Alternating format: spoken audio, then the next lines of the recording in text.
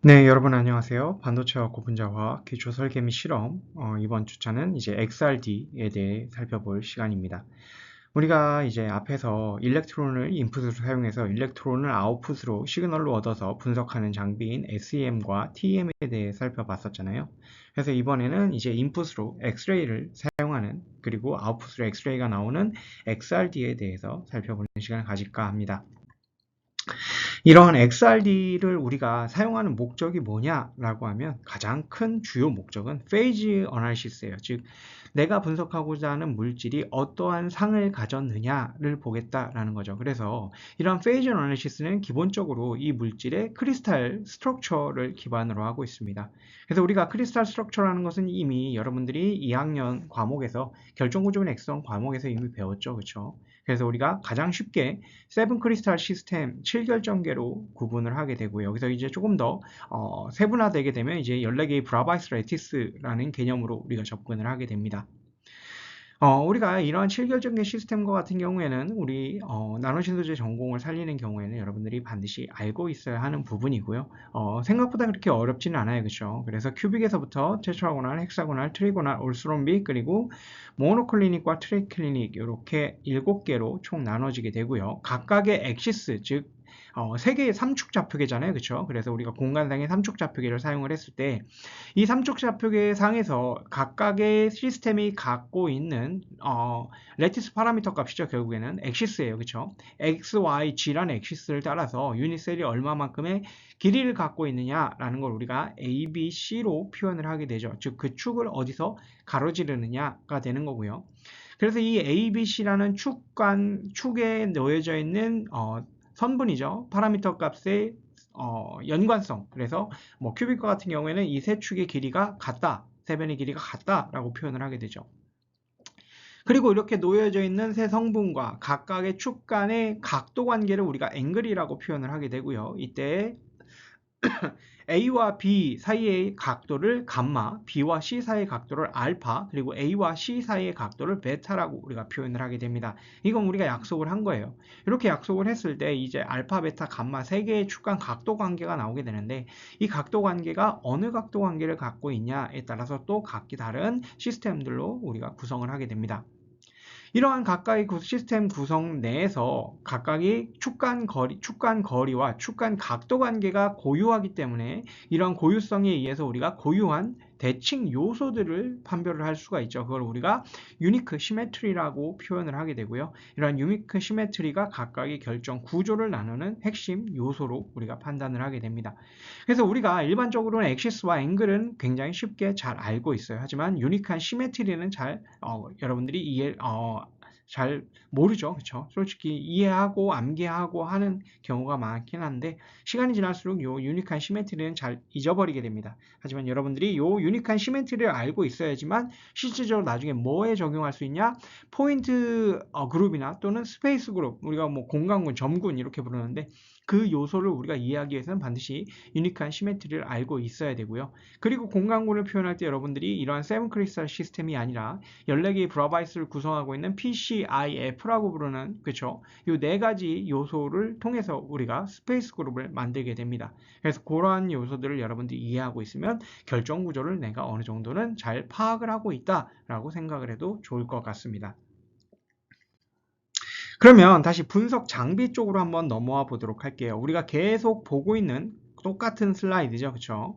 그러면 결국 XRD라는 것을 우리가 사용을 할 건데 XRD는 여기 있어요. 그렇죠? XRD 이렇게 표현이 되어 있는데 이 XRD라는 것은 실질적으로 포톤이 들어가서 포톤이 나오는 장비다라는 거죠. 그렇죠? 우리가 인풋으로 엑스레이를 집어넣어 줄 거고 아웃풋 시그널로 엑스레이를 얻을 거예요. 그렇죠? 그러면 일렉트론과 일렉트론에 비해서 포톤을 사용하는 것에 장점이 뭐가 있느냐라고 봤을 때 이 포톤이 가지고 있는 웨이브랭스, 그렇죠? 이 웨이브랭스가 들어갔을 때 이 웨이브랭스의 값이 실질적으로 우리가 얻고자 하는 결정 구조가 갖는 값, 즉 여기서는 파라미터 값이라고 부르고 실질적으로는 이제 면간거리, 인터플라나 디스턴스라고 부르게 되는데 이 면간거리 값 자체가 이 사용되는 엑스레이의 파장값과 매우 잘 매칭이 된다라는 거예요. 그래서 그걸 뒤에서 배우게 될 텐데 그 값을 갖게 되고요. 또 하나의 특징이 뭐냐면 이 엑스레이라는 것 자체가 에너지가 높아요. 엑스레이 자체는 굉장히 파장이 짧기 때문에 입사하는 선의 X선의 에너지 자체가 굉장히 높습니다. 이 말인즉슨 뭐냐면 표면에서만 분석을 수행을 하는 것이 아니라 실질적으로는 재료 깊숙이 재료 내부까지도 인풋이 들어가고 아웃풋이 나올 수 있다라는 얘기예요. 그렇기 때문에 우리가 어떠한 벌크 소재를 만들었을 때 이 벌크 소재의 내부의 결정 구조를 명확하게 파악할 수 있는데 굉장히 효과적인 수단이다라고 우리가 볼 수가 있는 거죠. 그렇기 때문에 이렇게 인풋으로 엑스레이 그리고 아웃풋으로 엑스레이를 사용하는 XRD 즉 엑스레이 디프랙토미터에 대해서 보다 자세하게 한번 살펴보도록 할게요. XRD를 이용하기 위해서는 우리가 인풋 그리고 아웃풋으로 나오는 엑스레이에 대해서 어느 정도는 이해를 하고 있어야 되는데요. 이 강의안은 모두 여러분들이 2학년 때 배웠던 강의안에서 가져왔고 여러분들이 이미 다 배웠던 내용일 겁니다. 그래서 크게 어렵지는 않을 거예요. 엑스레이와 같은 경우에는 이제 UV 라이트, 비저블 라이트 UV 라이트나 비저블 라이트에 비해서 조금 더 짧은 파장을 갖고 있어요. 그렇기 때문에 파장이 짧기 때문에 에너지는 상당히 높은 형태로 우리가 포함이 되고 있고요. 에너지가 높다라는 말은 어떻게 보면 위험한 요소예요. 그렇죠? 우리 인체에 해를 끼칠 수 있는 에너지를 갖고 있다라는 거죠.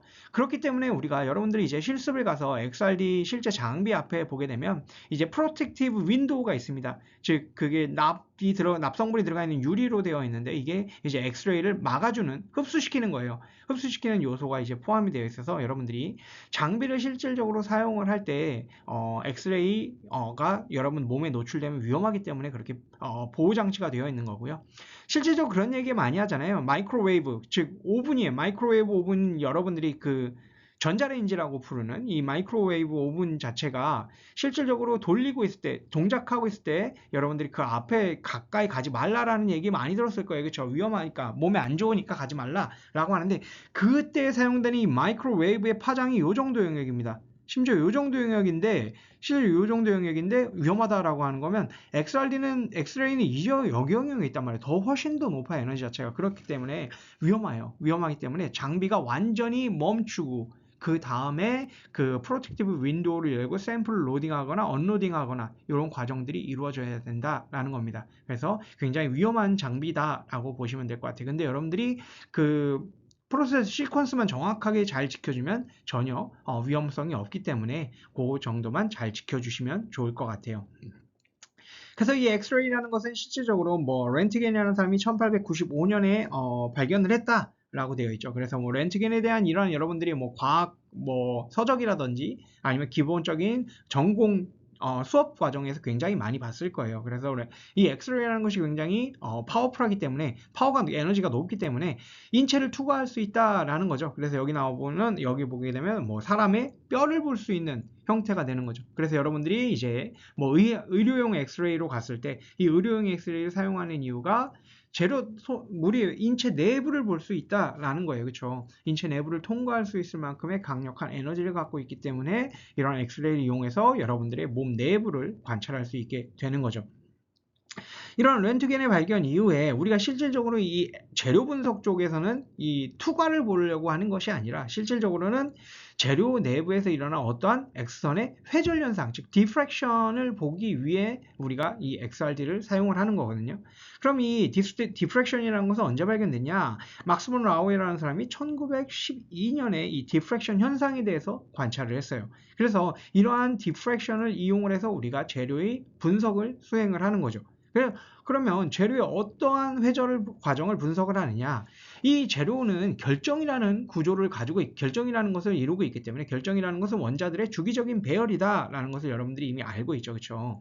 그래서 원자들이 주기적인 배열로 되어 있기 때문에 이 결정이 가지고 있는 특정 면에 대해서는 이 면이라는 것은 원자의 배열로 이루어진 거잖아요. 그래서 이 면들이 주기적인 배열을 갖고 있기 때문에 주기적인 배열에 의한 회절들이 이제 상세 보관 간섭에 의해서 어떠한 결과를 보여준다라는 거죠. 그러한 결과에 의해서 우리가 이 특정 면이라는 것은 특정 구조가 가지고 있는 면이다라고 우리가 알 수가 있는 거죠. 그래서 이 특정 면간거리를 갖는 구조는 뭐다라고 우리가 얘기를 할 수가 있게 되는 겁니다. 그래서 이러한 엑스레이를 이용하게 될 경우 엑스레이가 가진 일반적인 파장이 10-8승부터 10-12승 미터 정도를 갖기 때문에 이를 이제 옹스트롱 단위로 변환하면 0.01에서 100옹스트롱 정도의 레인지를 갖는다라고 얘기를 하고요. 우리가 일반적인 소재 관점에서 보면 소재가 가지는 면간거리 값은 일반적으로 0.5에서 2.5 옹스트롱 정도의 면간거리 값을 갖는다라고 얘기를 해요.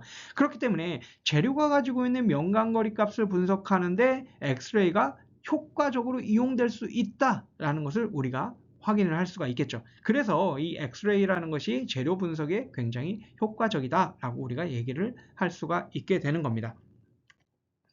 그렇다면 이제 엑스레이가 굉장히 효과적인 건 알겠는데 그럼 우리가 어떠한 엑스레이를 사용을 할 거냐 그리고 어떠한 엑스레이가 정보를 갖고 나올 거냐 뭐 이런 걸 우리가 살펴볼 거죠. 그러면 우리가 사용하는 엑스레이라는 것은 실질적으로 어떠한 엑스레이를 사용하냐 인풋으로 집어넣어 주는 거죠. 인풋으로 집어넣을 때 아무 엑스선이나 그냥 막 집어넣으면 되냐 그렇지 않다라는 거죠. 그러면 우리가 어떤 엑스선을 사용을 해야 되냐 특성 X선을 사용해야 한다라는 거예요. 그러한 특성 X선이라는 게 이제 영어로는 Characteristic X-ray라고 우리가 부르게 되는데요. 이 Characteristic X-ray라는 것이 뭘 의미하는 거냐면 특정 하나의 에너지 값을 갖는 엑스레이를 이용을 하겠다라는 거예요. 엑스레이라는 것은 실질적으로 연속적이에요. Continuous 엑스레이 값을 갖고 분포를 하게 되는데 여기서 우리가 원하는 애만 딱 도출을 해서 사용을 하겠다라는 거죠. 그래서 우리가 일반적으로는 뭐 카파, K 알파라든지 몰리브데늄이라든지 특정 원소로 이루어진 애들의 특정한 값을 갖는 엑스레이를 인풋으로 사용을 하게 됩니다. 그러면 어떻게 특정한 값을 갖는 애들을 사용을 할 거냐? 물론 처음에는 특정한 값만 나오는 건 아니에요. 거기서 이제 필터링을 통해서 우리가 필요 없는 애들 뭐 K 베타를 없앤다든지 컨티뉴um 엑스레이를 없앤다든지 이렇게 없앤 다음에 실질적으로 사용하고자 원하고자 하는 K 알파 값만을 이제 우리가 추출을 하게 되는데 그 추출을 하기 위해서 첫 번째 단계는 이제 어떠한 특정 값들을 가지는 애들을 우리가 많이 시그널로 얻어야 돼요. 그 방법이 여기 나와 있는 그림으로 나와 있습니다.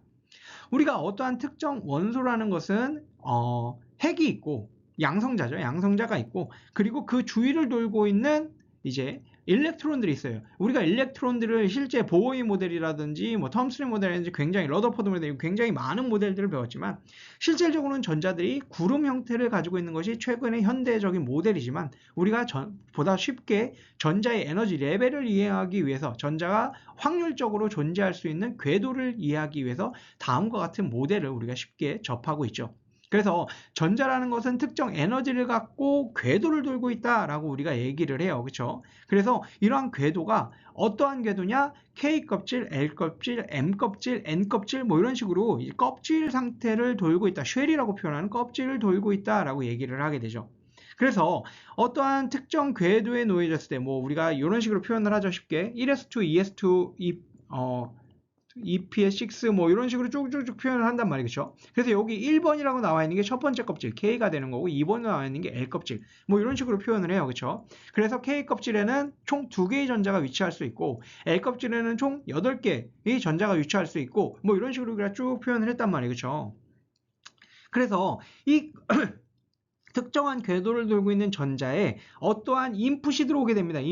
인풋으로는 여러분들이 여러 가지를 이용할 수 있어요. 엑선이 될 수도 있고 일렉트론이 될 수도 있습니다. 얘네들이 특정한 에너지를 갖고 있는 입자가 이제 어떠한 뭐 파동성을 가지고 들어오게 된다. 들어와서 궤도를 돌고 있는 전자와 충돌을 하게 되면 충분한 에너지를 가지고 있는 경우 이 충분한 에너지는 건 뭐냐면 이 궤도를 안정하게 돌고 있는 전자를 역이시킬 수 있을 만큼의 충분한 에너지, 즉 결합을 깨버릴 수 있을 것보다 깨버리는 것보다 더 큰 에너지가 들어와야 되겠죠. 그래서 이제 궤도를 돌고 있는 전자를 쳐냅니다. 쳐내서 이러한 전자가 이제 방출이 될 때 빛에 의해서 역이되는 경우에는 이제 우리가 포토일렉트론, 광전자다라고 부르게 돼요. 이렇게 광전자를 이용해서 분석하는 분석 장비가 뭐냐면 바로 XPS입니다.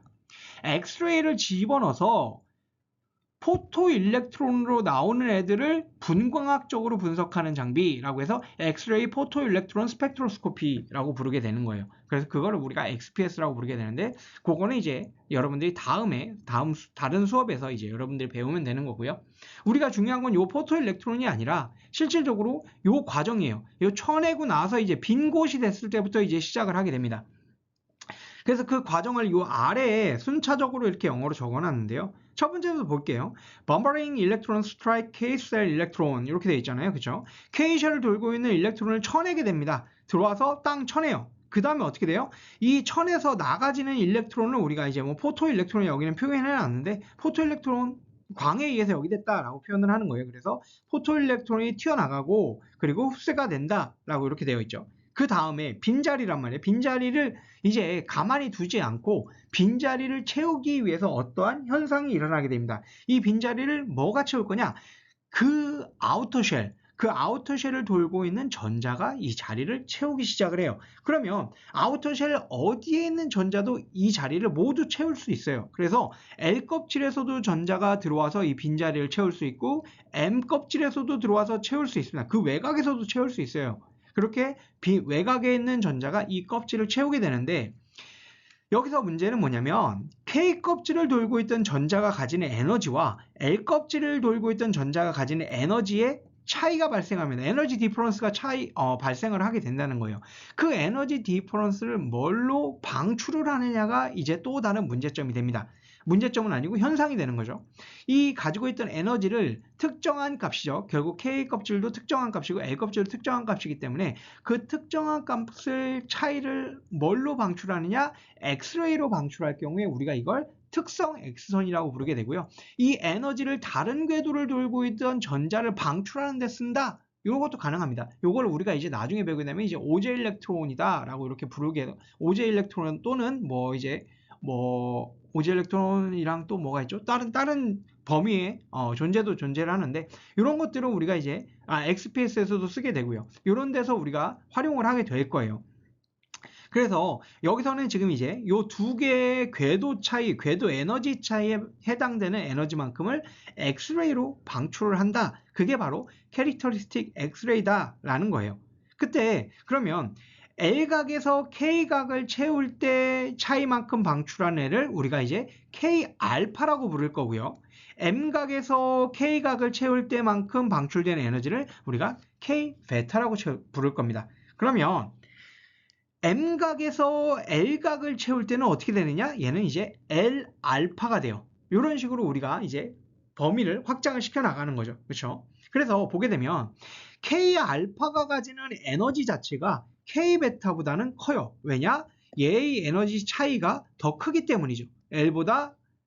K 베타보다 K 알파 자체가 가진 에너지 자체가 더 크다라는 거예요. 하지만 Y축을 보게 되면, Y축의 엑스레이 인텐시티를 보게 되면 K 알파의, 제가 잘못 말했죠. 그렇죠? K 베타, 요 M각을 돌고 있던 에너지 자체가 더 작기 때문에 L각보다 결국에는 얘가 A라는 에너지고 얘가 B라는 에너지고 얘가 C라는 에너지라고 봤을 때 A-B보다 A-C가 더 크다는 거죠. 그쵸? 그래서 요게 만들어지는 게 이제 K베타고 얘가 K알파죠. 그쵸? 그래서 K베타의 에너지 자체가 더 큽니다. 그쵸? K알파보다 더 큰데, 실질적으로 엑스레이, 가지고 나오는 엑스레이의 인텐시티, 즉 어떻게 보면 중첩이에요. 확률적인 개념이죠. 확률적으로 K알파가 만들어지는 경우가 더 빈번하기 때문에 K알파가 가지는 상대적인 인텐시티가 더 크게 나온다 라는 거예요. 그래서 절대적인 에너지 값은 K베타가 더 큰데, 에너지 값은 큰데 실질적으로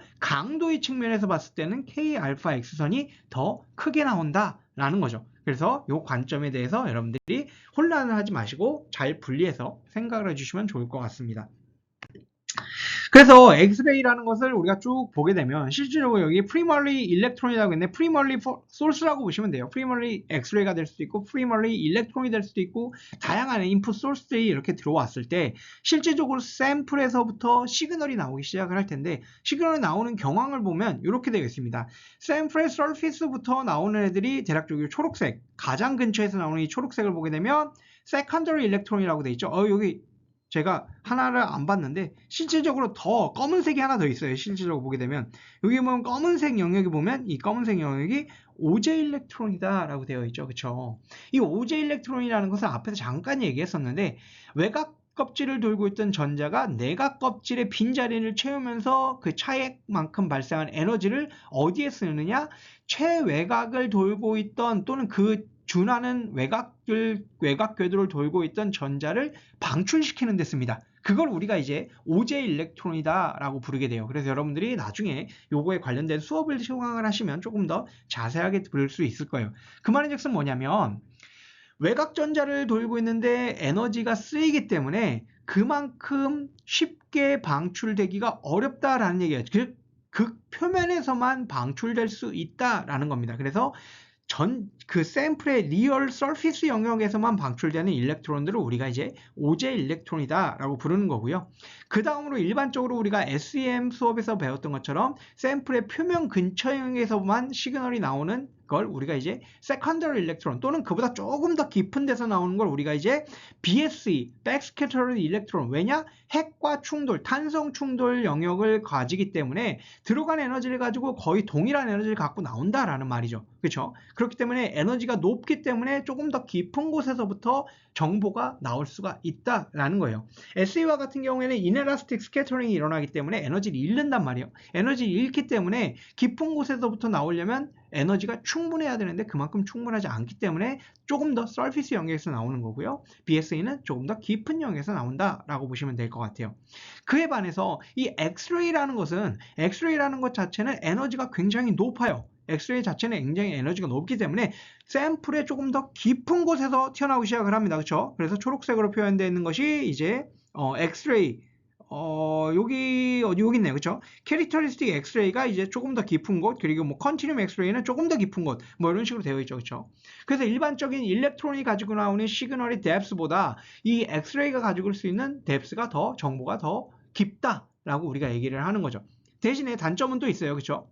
엑스레이 자체는 레터럴 레졸루션 자체가 굉장히 넓어요. 브로드하다라고 우리가 얘기를 하죠. 스파셜 레졸루션의 범위 자체가 굉장히 브로드합니다. 그렇죠? 그래서 이러한 또 특징을 갖고 있다라는 거죠. 그래서 뭐 컨티뉴만 엑스레이도 나올 수 있고 캐릭터리스틱 엑스레이도 나올 수 있지만 우리가 실질적으로 사용하고자 하는 바는 이제 캐릭터리스틱 엑스레이다라는 거예요. 그렇죠? 이걸 이용을 해서 우리가 XRD 분석 장비를 활용을 할 겁니다. 그래서 이러한 엑스레이들이 굉장히 많은 다양한 엑스레이들이 나오는데 이걸 어디에 이용을 할 거냐 보게 되면 뭐 트랜스미트 엑스레이, 이게 트랜스미트 엑스레이죠. 우측에 쭉 나와 있는 얘저의 트랜스미트 엑스레이, 우리가 인체 내부를 관찰할 때 뭐 우리 엑스레이 찍을 거예요, 엑스레이 찍을 거예요, 뭐 이런 식으로 얘기하잖아요. 그게 이제 트랜스미트 엑스레이고, 그 다음으로 나오는 것이 이제 플래스인 엑스레이인데 이 플래스인 엑스레이는 엑스레이 스펙트로미터라고 되어 있죠. 얘가 바로 EDS입니다. EDS 분석 장비에 활용이 되는 WDS나 EDS에 활용이 되는 엑스레이가 이제 플래스인 엑스레이고, 그 다음으로 우리가 보는 게 이제 스캐터드 엑스레이, 스캐터링이 일어나는 과정을 통해서 우리가 엑스레이 변화를 관찰을 한다라는 게 이제 스캐터드 엑스레이고, 얘가 바로 우리가 실질적으로 이번 학기 실험에서 사용하고자 하는 엑스레이고, 얘를 우리가 이제 엑스레이 디프렉션이다 라고 표현을 해요. 그래서 XRD 분석 장비다 라고 했을 때 실질적으로 XRD 분석 장비를 의미할 때는 실질적으로는 엑스레이 디프렉토미터예요. 측정 장비라는 뜻이죠. 미터, 디프렉토미터. 근데 실질적인 현상은 엑스레이 디프렉션입니다. 그래서 혼용돼서 써요. XRD 플레임을 엑스레이 디프렉션이라고도 표현하고 또는 엑스레이 디프렉토미터라고도 표현을 합니다. 그래서 혼용되어 있는데요. 그럼 이런 엑스레이가 스캐터링, 즉 디프렉션이 일어날 때 우리가 각각의 구조, 재료가 가지고 있는 각각의 고유한 구조마다 나타나는 현상이 달라요. 그걸 우리가 뭘로 판단을 했었냐? 상대 강도로 판단을 했었습니다. 그렇죠? 상대 강도, Relative Intensity라는 상대 강도의 개념으로 봤고, 이 상대 강도는 이제 나오냐 안 나오냐, 강도가 얼마나 크냐 작냐를 판단하는 기준이고, 이 브로드니스가 있어요. 그렇죠? 이 브로드니스를 갖고 있는 걸 우리가 뭐라고 표현했냐? 적분 강도다라고 표현했죠. 인테그레이드 인텐시티라고 표현했어요. 그래서 여러분들이 결정구조 시간에 이 두 가지 개념에 대해서 다 배웠을 겁니다. 그렇죠? 근데 이 상대 강도의 개념에서 뭐 로렌츠라든지 뭐 다중도인자라든지 온도인자라는 흡수인자 뭐 이런 것들이 쭉 있는데, 다른 것들도 당연히 중요하지만 가장 중요한 게 뭐냐라고 얘기를 하면 뭐냐면 structural factor예요. 구조인자라는 말이죠. 그렇죠? 구조인자라는 것은 결국 뭐냐면 이 구조 내에 존재하고 있는 아토믹 포지션이 어디냐에 따라서 서로 달라지게 된다라는 거였어요. 그렇죠? 그래서 우리가 이러한 구조인자 식에서 스트럭처럴 팩터의 식에서 보게 되면 여기 보게 되면 HU, KV, LW 텀이 있죠. 여기에 뭐가 들어가요? 아토믹 포지션이 들어갑니다. 그렇죠? 아토믹 포지션을 우리가 반복이에요. 결국에 아토믹 포지션도 반복이기 때문에 그 아토믹 포지션을 대표할 수 있는 것을 우리가 뭐라고 부르느냐? 베이시스 또는 모티프라고 부르게 되죠. 그렇죠? 베이시스 또는 모티프에 해당되는 아토믹 포지션 값을 여기다 대입을 해서 이 수식을 풀어 나갔었어요. 그렇죠? 그래서 우리가 이제 뭐 HCP, 뭐 FCC, BCC, 큐빅 여기서는 심플 큐빅 이런 데서는 어느 면에서 회절이 일어나고 어느 면에서 회절이 일어나지 않고 라는 걸 우리가 봤었죠. 그렇죠? 그래서 이러한 상대 강도에 영향을 미치는 주요 인자 중에 하나가 스트럭처럴 팩터고 이 스트럭처럴 팩터는 상대 강도에 어떻게 영향을 미치느냐? 제곱에 비례한다라고 우리가 얘기를 했었죠. 그래서 이렇게 제곱에 비례한다라고 우리가 표현을 했었습니다. 그래서 이러한 상대 강도에는 다양한 인자들이 영향을 미치고 그 중에 하나가 중요한 요소가 바로 구조인자다라는 걸 여러분들이 이제 2학년 과정에서 여러분들이 학습을 했습니다. 그러면 이러한 기본적인 이론을 바탕으로 우리가 실질적으로 이제 XRD 회절 장비를 이용을 해서 우리가 실험을 분석을 진행을 하게 될 텐데요. 뭐 여기서는 이제 장비에 대한 이런 대략적인 그림을 여러분들이 가져오게 된 거고요. 장비 회사마다 조금씩은 다르긴 한데 대략적으로 다 유사한 구조를 가지고 있습니다. 여기 보게 되면 실질적으로 보게 되면 여러분들 특징이 몇 가지가 있어요. 그렇죠? 특징이 몇 가지가 있는데 여기를 보게 되면 이런 식으로 앞에 윈도우가 있죠. 그렇죠? 윈도우가 있어요. 윈도우가 있어서 장비가 동작하고 있는지 동작하고 있지 않은지를 우리가 실질적으로 육안으로 관찰이 가능합니다. 하지만 여러분들이 이 장비 내부에서는 X선이 방출이 되고 있을 경우에는 위험하기 때문에 절대적으로 이 문을 오픈을 해서는 안 돼요. 그래서 이 오픈이 되어 있는 경우에 장비가 일반적으로는 동작하지 않습니다. 문이 닫혀야만 장비가 실질적으로 동작을 해요. 락이 걸려 있는 거죠. 그렇죠? 근데 그래도 혹시 모르니까 여러분들이 항상 장비를 동작시킬 때는 이 문을 닫고 동작을 해야 한다라는 거고요. 그 다음으로 보게 되면 이 내부를 여러분들이 보게 되면 일반적인 분석 장비와는 조금 달라요. 그 말인즉슨 뭐냐면 오픈된 환경에서 사용을 한다라고 우리가 얘기를 하거든요. 이 내부가 진공을 유지하고 있지 않다라는 얘기입니다. 그 말인즉슨 뭐냐면 우리가 실질적으로 인풋으로 집어넣고 아웃풋으로 나오는 인풋과 아웃풋 소스가 엑스레이인데 이 엑스레이라는 것 자체가 진공도에 크게 민감하지 않다라는 걸 얘기를 하는 거예요. 그 말인즉슨 뭐냐면 내부에 조금 더스트도 떠다니고 조금 뭐 파티클도 좀 있어도 크게 영향이 없다라는 걸 얘기를 합니다. 그 말인즉슨 뭐냐면 이 엑스레이가 가지고 있는 에너지 자체가 굉장히 높다라는 걸 얘기를 하는 거죠. 그리고 인풋과 아웃풋 시그널 뭐라고 해야 되지? 양 자체가 굉장히 충분하기 때문에 우리가 얻어내고 주입하는 양 자체가 충분하기 때문에 굳이 진공도가 필요 없다라는 것을 얘기를 합니다. 물론 이제 여러분들이 이제 나중에 뭐 가속기를 쓸 경우도 있을 거예요. 그렇죠? 이런 가속기를 쓰게 되면 뭐 중성자, 양성자 뭐 이런 식으로 얘기를 하잖아요. 그런 가속기에서는 중요합니다. 가속기는 굉장히 small amount의 양을 검출해내기 때문에 중요하긴 한데 우리가 일반적으로 사용하는 이 엑스레이에서는 진공도가 크게 중요하지 않다라고 볼 수가 있는 거죠. 그래서 이렇게 장비 가지고 쭉 설정이 되어 있고 이 장비가 물론 당연히 PC 시스템에 연결이 되어 있습니다. 그래서 PC에서 여러분들이 셋업을 하고 장비를 동작을 시킬 수가 있어요. 그래서 이러한 장비에 대해 우리가 실질적으로 여러분들이 실습 과정에서 육안으로 확인을 하게 될 겁니다. 그러면 우리가 이런 엑스레이를 이용한 분석에서 주요하게 봐야 될 부분이 뭐냐? 우리가 투과전자의 배경에서 일렉트론을 이용한 디프랙션을 우리가 이미 배웠기 때문에 엑스레이를 이용한 회절에서도 동일하게 됩니다. 브래그 법칙이라는 것을 이용을 하게 돼요. 브렉스로우죠. 브래그 법칙을 이용을 하게 되는데 이런 원자들이 주기적인 배열로 구성되어 있는 하나의 면이죠. 실질적으로 3차원일 거예요. 뭐 이런 식으로 3차원 면이 주기적인 배열로 또 구성이 되어 있을 겁니다. 그리고 이 밑에도 또 주기적인 면으로 구성이 되어 있고 있고 이 면과 면을 막 연결하다 보면 실질적으로 만들어지는 게 뭐예요? 어떠한 구조, 셀이라고 부르는, 실제로 여기서 최소의 단위로 가면 유니셀이 되는 거고 일반적으로 셀이라고 부르는 어떤 구조가 만들어지게 될 겁니다. 그렇죠? 거기에서 나타나는 특정 면에서의 회절들을 우리가 관찰을 하겠다라는 거예요. 그래서 보게 되면 이 위의 면과 이 아랫면에서의 면간 거리죠. 윗면과 아랫면 사이에 존재하고 있는 이 면간 거리의 측정을 통해서 이 구조가 어떠한 구조인지를 우리가 확인을 하겠다라는 거고요. 브렉스로우를 보게 되면 브렉스로우는 n 람다는 2D sin 세타로 표현이 되고 여기서 n 값을 우리가 일반적으로 무시를 하고 람다는 2D sin 세타라고 이렇게 쉽게 표현을 하게 되죠. 그렇죠? 그래서 우리가 사용하고자 하는 엑스레이의 파장, 인풋입니다. 이건 인풋으로 사용하는 엑스레이 파장 값을 우리가 알고 있어요.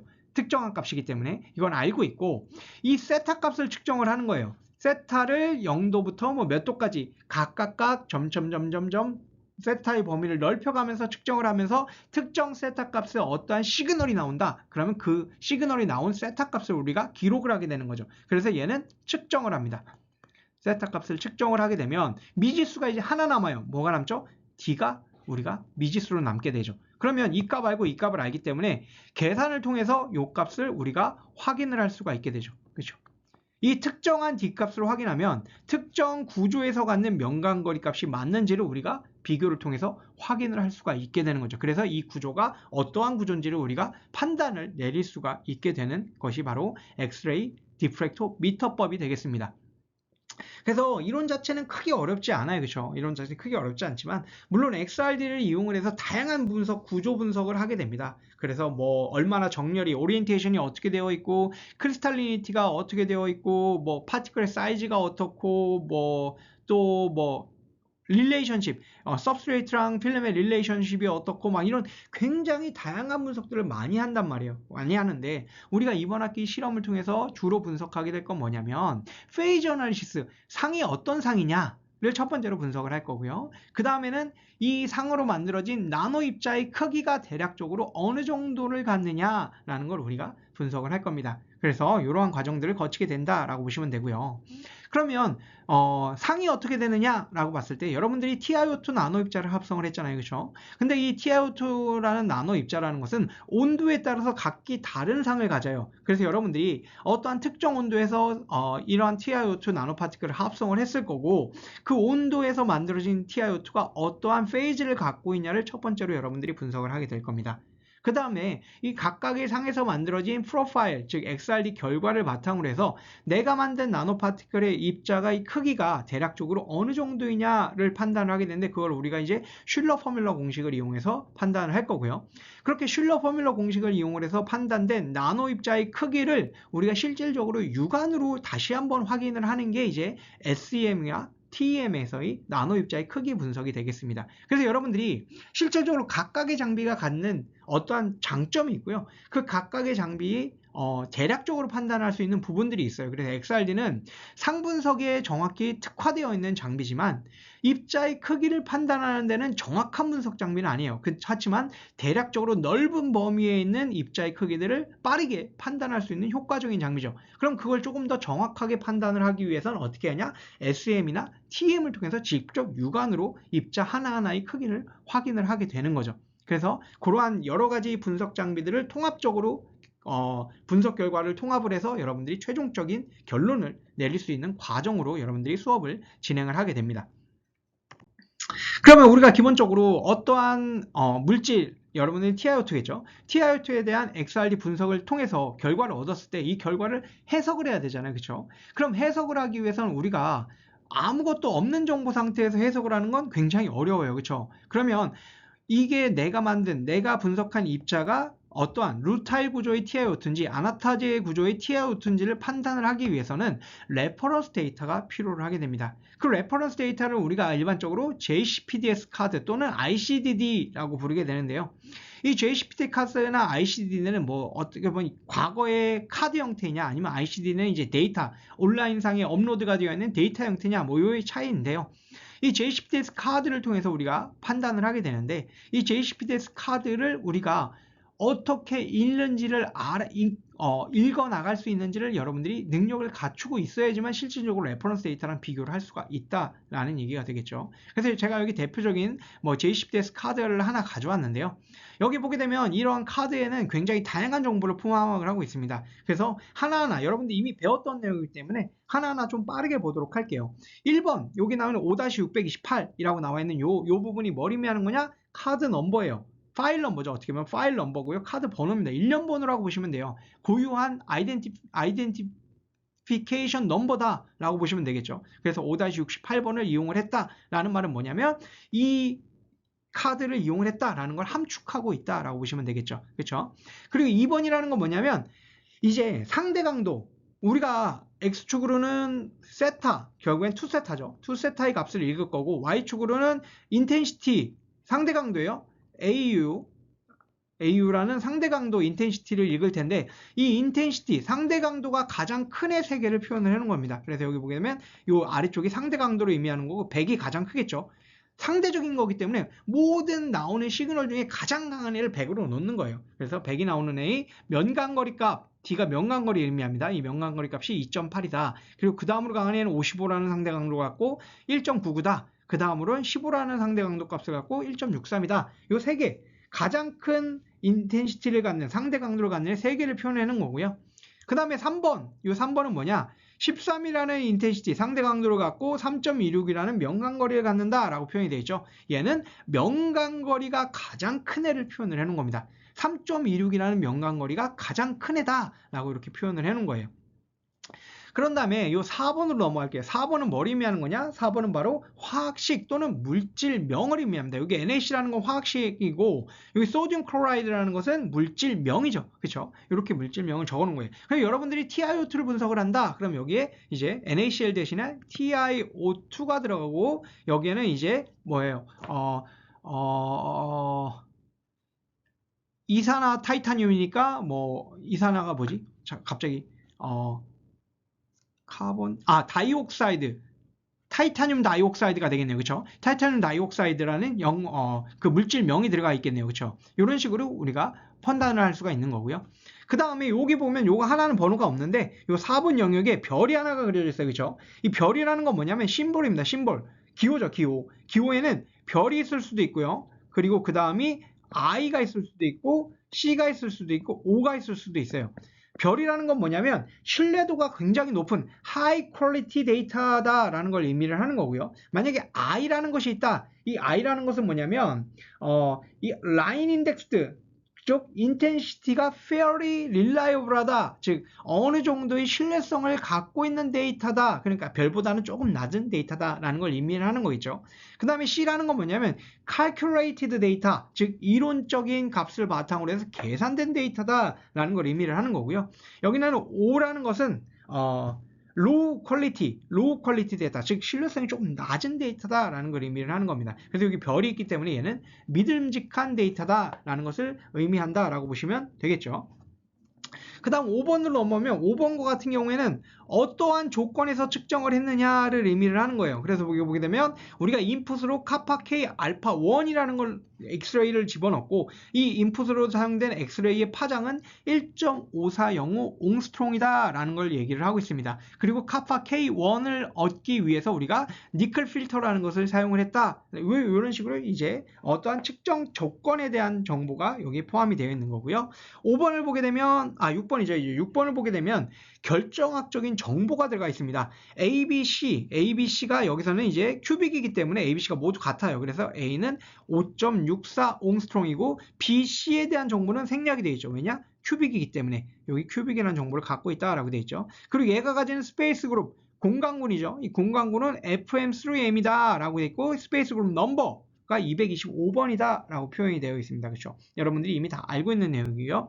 큐빅이기 때문에 알파, 베타, 감마가 빈칸으로 했어요. 왜? 알파, 베타, 감마는 큐빅은 90도라고 우리가 정의를 내렸기 때문에 90도라는 걸 이미 알고 있어서 생략이 되어 있다라고 보시면 될 것 같습니다. 그 다음으로 7번을 보게 되면 7번과 같은 경우에는 어떠한 광학적 또는 기타 물성을 담고 있는 데이터다라고 보시면 돼요. 그래서 여기서는 컬러가 리수다. 색깔이 없는 투명한 물체다라는 걸 이렇게 정보를 담고 있죠. 그리고 8번을 보게 되면 8번과 같은 경우에는 이제 시료에 대한 정보예요. 어떠한 시료를 우리가 사용을 했느냐, 이 결과를 얻기 위해서 어떠한 시료를 사용했냐, 뭐 ACS 리간드 그레이드 샘플 리크리스탈라이즈 트와이스, 2번 재결정화를 풀었, 어디서부터 하이드로클로릭 액시드를 이용해서 2번간 결정화를 한 ACS 리간드 그레이드의 샘플이다라는 정보를 갖고 있죠. 그리고 이 엑스레이는 26도에서 얻었고 상온에서 얻었다라는 데이터죠. 그래서 이런 식으로 정보를 담고 있습니다. 근데 우리가 주의 깊게 봐야 될 부분은 이제 이 부분이죠. 9번 부분을 조금 주의 깊게 보면 여러분들이 실제 실험적으로 얻은 데이터와 레퍼런스 데이터를 비교할 수 있는 후보가 되겠죠.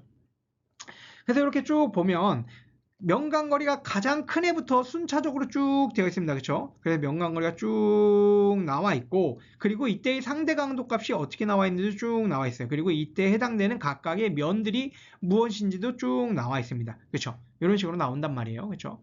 그럼 여러분들이 XRD 결과를 막 받아보면 이런 식으로 여기에 어떠한 프로파일들이 이렇게 막 찍힐 텐데, 이 프로파일을 통해서 여기에 세타 값, 결국 2 세타 값인데 얘를 반으로 나누면 그냥 일반 세타 값이 나오겠죠. 그렇죠? 그럼 람다는 2D 사인 세타에서 여러분들이 세타 값을 여기다 집어넣는단 말이에요. 그렇죠? 세타 값을 집어넣고 여기 람다는 여기서 1.5405 옹스트롱 1.5405 옹스트롱 값을 여기다 대입을 하죠. 그렇죠? 대입을 하게 되면 여기서 이제 우리가 명간거리 D 값을 얻을 수가 있고, 이 D 값 나온 값들을 얘와 직접적으로 비교를 하면 되겠죠. 그렇죠? 그래서 내가 만든 TiO2 나노파티클이 아나타제상인지 르타일상인지를 여러분들이 판단을 내릴 수가 있게 됩니다. 그렇죠? 그러면 우리가 이걸 빠르게 분석을 하기 위해서 실질적으로 어떠한 방법을 많이 쓰냐면 하나발트 메소드라는 방법을 많이 써요. 그래서 하나하나 일일이 언제 다 비교하고 앉아있냐, 빠르게 비교를 해보자 라는 게 이제 실질적인 결론이고요. 그래서 가장 강한 3개의 디프렉션 라인, 상대 강도가 가장 강한 애 3개를 비교를 하겠다라는 거죠. 그래서 보게 되면 2.82 100, 그 다음이 1.99 60, 그 다음이 또 뭐가 있냐, 4 30이네요. 요걸 보면 되겠네요. 1.63 30, 그죠? 그럼 여기서 보게 되면 100, 2.82 100, 그 다음이 1.994 55, 그 다음이 여기 있네요. 1.628 15. 그럼 여기 3개가 매칭이 되죠. 그렇죠? 상대 강도는 정확히 매칭이 안 돼요. 왜냐? 상대 강도는 입자가 어떻게 오리엔테이션을 갖고 있느냐에 따라서 조금씩 달라집니다. 입자의 크기가 커지면 커질수록 특정 면이 노출될 확률이 더 높아져요. 근데 완전히 랜덤하게 가면 갈수록 모든 면에 대한 회절이 조금 더 원활해지는 거죠. 그렇죠? 그런 식으로 보시면 될 것 같아요. 그래서 이러한 것들을 빠르게 비교를 하면서 내가 만든 상이 어떠한 상이구나 라는 것을 여러분들이 판단을 내릴 수 있게 됩니다. 그럼 여러분들이 이렇게 해서 상 분석을 했단 말이에요. 페이즈 어나리시스를 했어요. 페이즈, 내가 만든 건 아나타제 상이구나, 아나타제 TiO2구나 라는 걸 판단을 내렸는데, 그럼 내가 만든 이 TiO2 나노 입자가 어느 정도의 크기를 갖고 있을까라는 걸 우리가 XRD 결과를 통해서 추리를 해볼 수 있다라는 겁니다. 그럼 이 추리는 뭐를 바탕으로 하냐? 이 XRD 프로파일이 가지는 적분의 개념을 우리가 이해를 한다라는 거예요. 적분 강도가 나오는 이유는 우리가 실질적으로 만든 입자 하나하나가 완벽하게 어떠한 배열을 갖고 있다, 랜덤한 배열을 갖고 있다. 그렇기 때문에 이 배열들이 무작위하게 랜덤하게 분포하게 있어서 적분의 값을 갖는다라는 개념부터 시작을 하겠죠. 그래서 이러한 적분 강도를 보게 되면 실질적으로 어떠한 특정 면에서부터 나오는 회절값은 일정한 고정된 세타 B, 브레그 앵글이거든요. 특정한 브레그 앵글에서만 값이 나와야 돼요. 그래서 이런 값들을 보게 되면 이런 값은 정확하게 선으로 나옵니다. 선으로 나오는데 실질적으로는 그렇지 않다라는 거죠. 그렇지 않기 때문에 어떠한 범위를 갖고 나오게 됩니다. 그 범위를 우리가 이제 여기서는 브레스라고 부르게 되고, 또 다른 용어는 pull with half maximum. 그래서 pull with half maximum, FWHM 이런 식으로도 불러요. 여기 밑에 나와 있네요. 그렇죠? 이렇게 나와 있는데 이거를 이용을 해서 내가 만든 입자의 크기를 추론을 할 수 있다라는 겁니다. 그러면 이론적으로 이 브레스 또는 프리셋 맥시멈 값은 어디냐면 이 상대 강도의 맥시멈 그리고 베이스라인이 되는 지점, 여러분들이 실제로 데이터를 얻게 되면 데이터가 이런 식으로 나올 거예요. 백그라운드가 있습니다. 여기가 제로 지점이라고 친다면 백그라운드가 있어요. 이 백그라운드부터 픽이 가지는 맥시멈 지점, 이 지점까지의 높이의 절반이 되는 부분에서부터 평행한 선을 긋게 되면 요만큼의 범위가 나오게 되겠죠. 그렇죠? 요 범위를 우리가 바로 breadth 또는 pull width half maximum이다. 반측폭이다 라고 부르게 돼요. 그래서 요 범위에서 요 범위가 가지는 L을 이용을 해서 우리가 실질적으로 입자의 크기를 대략적으로 추론을 할 텐데, 그 추론하는 과정들을 우리가 이제 슐러 포뮬라 공식을 유도를 하는 과정을 볼 겁니다. 그래서 실질적으로 이 브레스라는 것은 밑에 요 밑부분이죠. 밑부분에 존재하고 있는 이 세타 B로부터의 범위, 그 범위를 이제 2세타 1, 2세타 2 또는 요 가운데 지점을 2세타 B 이렇게 명칭을 하게 되고요.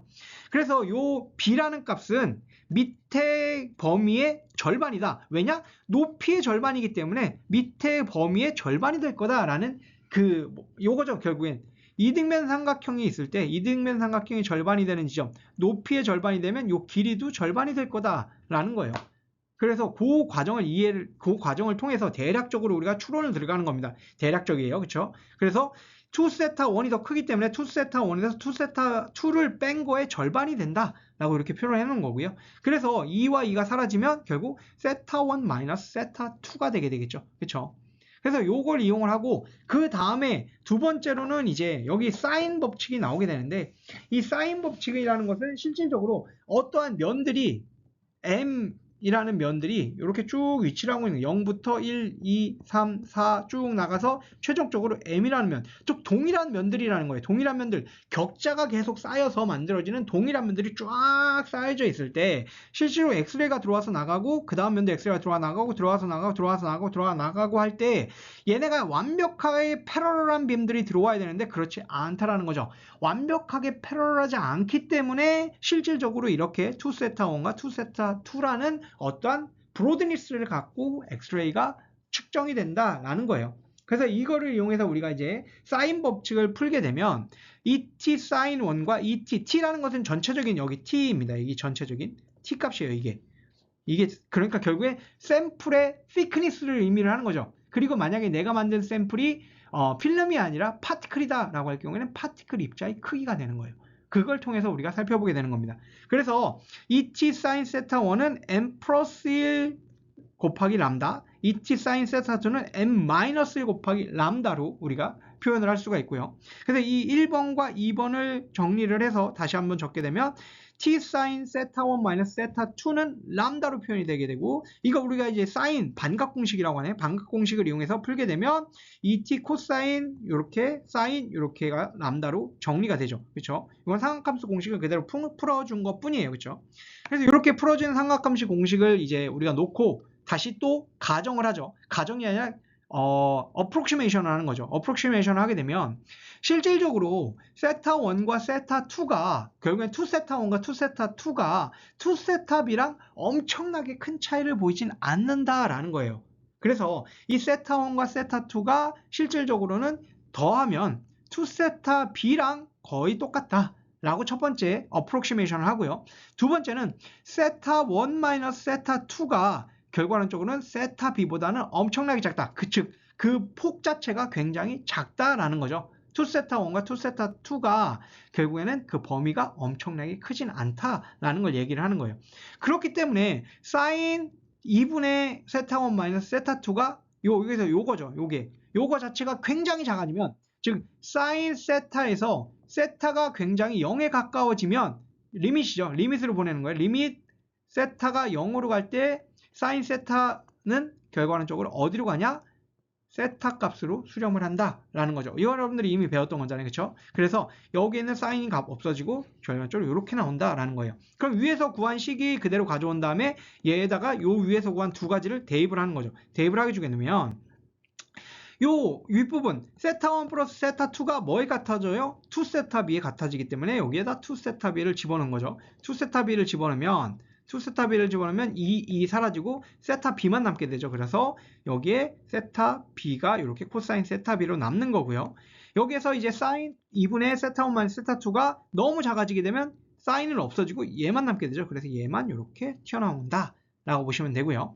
그리고 세타 1 마이너스 세타 2가 거의 브레스에 가깝다. 앞에서 했던 거죠. 브레스, 즉 폭이 반으로 절반으로 줄어들기 때문에 이 브레스에 가까워진다. 그래서 이 부분이 이제 B로 가는 거죠. B로 가게 되면 이 윗부분이 B로 가게 되면 2와 2가 사라지면서 TB, 람다라는 것은 T 곱하기 B 곱하기 코사인 세타 B다. 이렇게 나오게 되죠. 그러면 T라는 것은 B 곱하기 코사인 세타 B분의, 아이고 죄송합니다. 세타 B분의 람다다. 이렇게 정의가 되죠. 그래서 그 식이 요렇게 나온 거죠. 그렇죠? 근데 실질적으로 조금 더 정확한 값을 대입을 하면 여기에 윗부분에 그냥 람다가 아니라 0.9 람다가 조금 더 정확한 값이다 라는 거고요. 이걸 바로 우리가 쉘러 공식, 쉘러 포뮬러다 라고 우리가 표현을 하게 됩니다. 그래서 실질적으로 브레스, 우리가 어떠한 측정 결과를 얻었을 때 이 폭의 위스가 넓으면 넓을수록 어떻게 되는 거냐?